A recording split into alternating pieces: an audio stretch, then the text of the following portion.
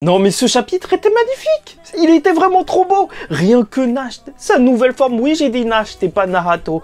Il était magnifique et en plus le Asta, cette double page. Mais franchement, ça va devenir un fond d'écran, ça va devenir un fond d'écran.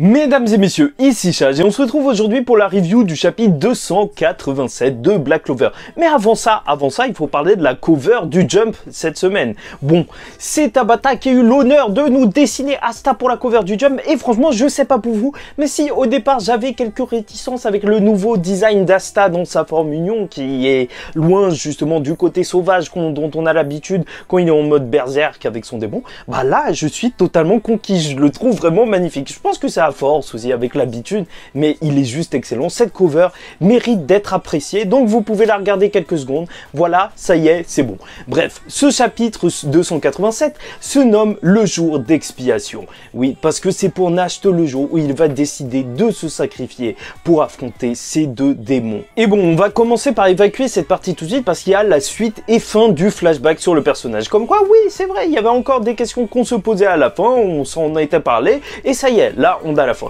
Il se retrouve sur la tombe de son frère avec un paquet de cigarettes juste à côté et il est en train justement de pleurer. Bah, c'est normal, tout ça c'est à cause de lui et Yami va arriver. Yami qui justement va fonder sa propre compagnie et donc on a la création quand même du taureau noir et il va demander à Nash de le rejoindre. Parce que oui, ce serait peut-être un peu plus marrant avec son vieil ami. C'est vrai que dans Yami, Nash il doit retrouver un petit peu de son frère parce que en fait déjà ils sont quasiment un frère, tu vois, ils sont potes depuis longtemps, ils ont les mêmes délires, mais surtout il a aussi cet autre côté qui était comme son frère, un chevalier mage qui essayait de faire le bien malgré qu'il soit un petit peu vulgaire, il essaye de faire le bien et c'est pour ça que ça doit lui rappeler énormément son frère. Et en plus il a pris la mauvaise habitude de Nash de fumer en lui prenant une clope, en lui taxant. Bon, là je dois faire un petit arrêt, ne fumez pas, ça sert à rien, franchement, entre nous, là c'était peut-être la pire idée, sauf s'il voulait rejoindre son pote Morgan. Bon, bref, ça c'est la fin du flashback. Et pourquoi notre vice-capitaine préféré a pensé à ça? Oui, c'est pas Yuno, c'est parce que en étant empalé, il se dit bien que ce n'est pas le moment de mourir pour lui. Tout d'abord, il doit s'assurer que la mission soit réussie. Et là, on apprend que ces démons, c'est des démons de rang intermédiaire, de rang moyen si tu veux.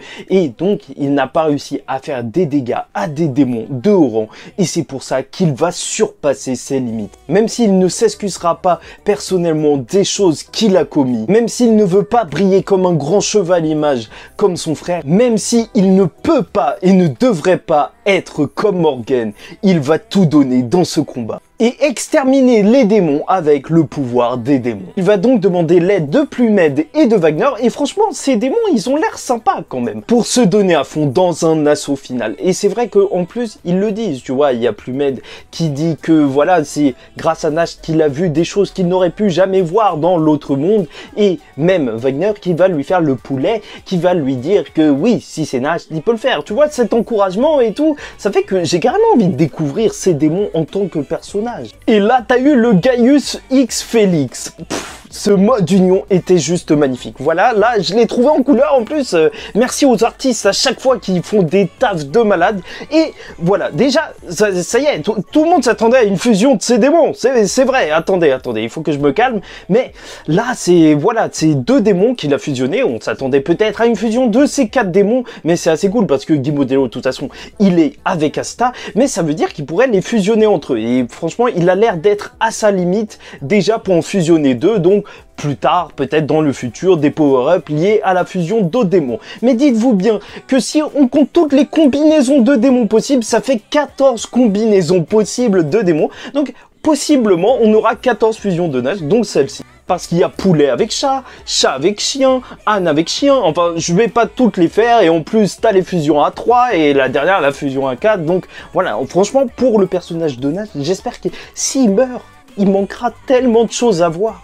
Donc son but, c'est pendant un instant atteindre un niveau de magie tel qu'il peut rivaliser avec celui des démons au top. Et pour ça, il va utiliser sa magie de ténèbres dans une technique qu'il appelle la pluie d'expiation, qui ressemble à un tombeau noir, mais franchement, les pages de ce chapitre sont juste magnifiques, qui vont renfermer les deux démons et va les condamner à jouer avec Nasht éternellement en enfer avec lui, dans un endroit où il n'y a pas de vie, où il n'y a pas de mort, où il n'y a pas de lumière, dans les ombres totales. C'est vraiment important parce que ça a l'air d'être vraiment autre chose que de la magie, enfin vraiment une sorte de magie vraiment différente, parce que quand ils vont sortir, parce que voilà, il n'y a même pas eu de suspense, les démons sont tellement puissants, ces deux démons jumeaux, qu'ils vont réussir à sortir directement, qu'on va découvrir que même Nasht va réaliser que leur magie, c'est pas juste une magie de glace ou une magie de feu, mais non, c'est une magie qui permet de tout geler et de tout brûler.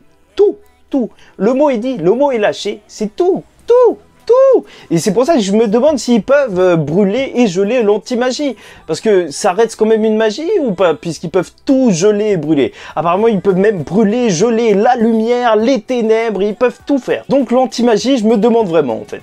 Je trouve que l'image, en tout cas, elle est extrêmement violente. Voir ces trois personnages sortir de ce tombeau avec une pluie de ténèbres ou de sang, c'est vraiment affreux. En plus, on ne sait pas ce qu'il est advenu des démons de Nasht, parce que t'as les deux masques qui sont au sol dans une flaque, et t'as même celui de Plumette qui est fissuré.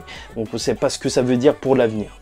Nasht le dit bien, ils ont réussi à geler et brûler des choses qui n'existaient même pas. Et là, par contre, oui, il y a des pages magnifiques dans ce scan, mais cette page-là, elle est affreuse.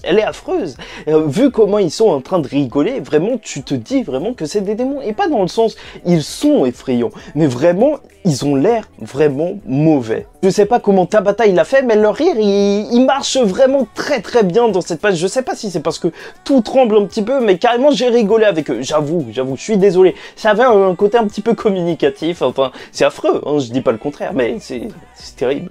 Et ce qui est vraiment dégueulasse, c'est que depuis le début, en fait, même si Nasht il se donnait à fond, pour eux c'était juste un jeu. Ils se sont jamais donnés à fond. Leur partie noire, elle est recouverte respectivement de leur élément. Et alors que leurs mains se rapprochent de Nasht pour le tuer lentement, comme ça, juste pour l'entendre crier, vraiment dégueulasse ces démons. C'est là qu'on a une double page, mais juste incroyable. Je pense que vraiment, voilà, ça y est, je l'ai dit au début, mais elle est juste incroyable. Franchement, tout ce chapitre était magnifique. Je sais pas, Tabata, il s'est donné à fond lors de ce chapitre, mais le Asta qui est en train de découper le bras de ce démon de haut rang pour protéger Nasht, franchement, ça aurait pu être ça le chapitre que j'aurais été satisfait. C'est juste magnifique. Et en plus, on peut se demander si Asta il est arrivé, ça veut dire que les autres du Taureau Noir ils sont arrivés. Donc ils sont où en ce moment? En plus, s'il est déjà en mode union, ça veut dire que ça va sûrement s'arrêter assez rapidement parce que son mode union normalement il dure pas à l'infini. Donc il faudra sûrement un temps avant qu'il puisse le réutiliser parce que je pense pas qu'il aura le temps de défaire ces deux démons juste tout de suite. Par contre, la démon qui a perdu son bras, elle dit bien nous avons perdu notre bras. Enfin, notre bras a été coupé et là, s'il n'y a pas une fusion après, parce que déjà, si Nasht le fait de son côté la fusion, alors les démons obligés qui vont le faire. Enfin, c'est une histoire de parallèle, c'est pas pour rien qu'on l'a mis face à des démons jumeaux. Mais en plus, si elle dit nous, alors sûrement qu'ils vont se fusionner au bout d'un moment et je sais pas ce que ça va rendre, mais ça va être super beau. J'espère qu'on aura au moins une petite page couleur pour voir le feu glacé, parce que ça va être une dinguerie. Et franchement, personnellement, moi, cette scène, elle m'a fait énormément penser à Naruto qui protégeait le 5e Hokage de Pain,